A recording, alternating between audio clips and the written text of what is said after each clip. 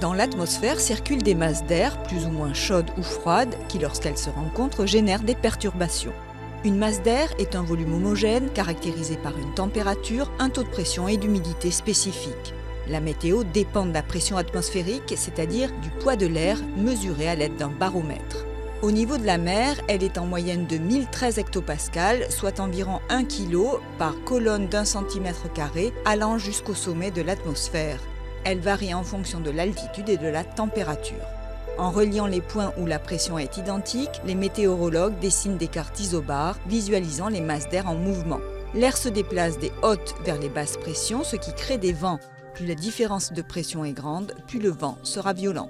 Mais dévié par la force de rotation de la Terre, le vent tournoie. Dans l'hémisphère nord, il circule dans le sens des aiguilles d'une montre dans un anticyclone, et dans l'autre sens dans une dépression. C'est l'inverse dans l'hémisphère sud. Quand l'air est chaud, il se dilate, les molécules s'écartent, il devient léger et s'élève, créant une dépression et formant les nuages, mais aussi le brouillard, la pluie, la grêle ou la neige. Sous l'effet du froid, au contraire, l'air se contracte, devient plus lourd, descend et s'assèche, formant un anticyclone, annonciateur de temps stable et souvent beau. Au contact du sol, il se réchauffe et se charge d'humidité, puis peut s'élever à nouveau dans une dépression.